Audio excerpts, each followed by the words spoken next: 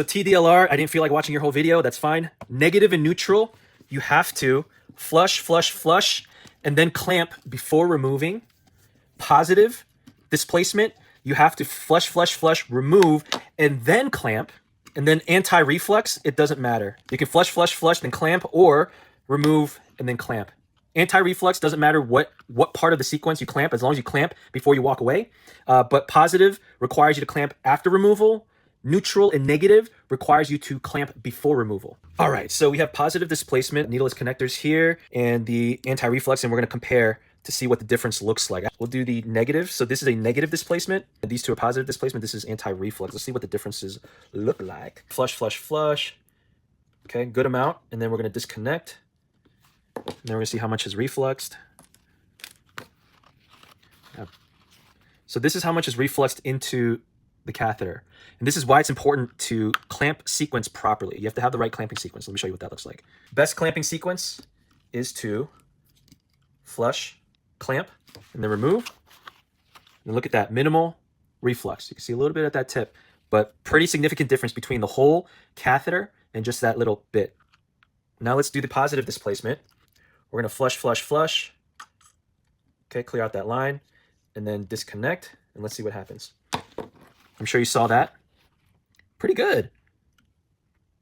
Okay, let's try it again. Did you see that? I'll show you that later. Flush, flush, flush the line. And then we're going to remove, and then you should be clamping. You should be clamping after removal for these positive displacement. Not bad, but here's what happens when you actually connect it. So let's say, oops. Let's say we flush a line. The medication was running. We disconnected it, okay? We took off the medication, the IV tubing, and now we're ready to flush. Or we flushed the line, okay? And now we're ready to connect the med tubing. It requires, all positive displacement requires an influx, a pressurized influx of fluid to push out the rest of the catheter cavity. So you really want to make sure that you flush it, use it as quickly as possible, because you're always going to get a little bit of reflux, and then remove, and then clamp. Okay, now let's try it with this one. See if this positive displacement is any different. Oops. So this is full of air right now because it's fresh, so I'm going to flush this line. You can see that air bubble. There we go, coming out. So we flush, flush, flush, make sure it's cleared, okay? And then we remove, and let's see how much refluxed. Pretty good.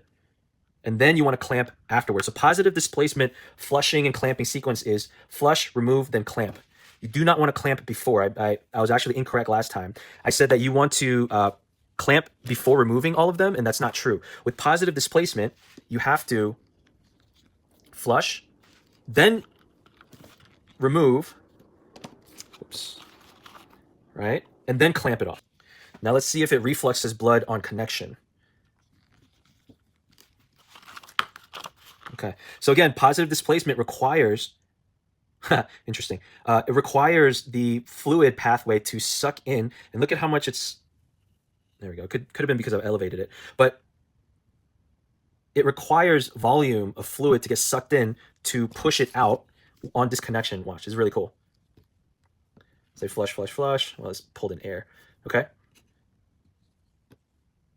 So it requires that negative pressure, that reflux, to push out the rest of the fluid on disconnection. This is how they're preventing the blood from fully staying in the catheter.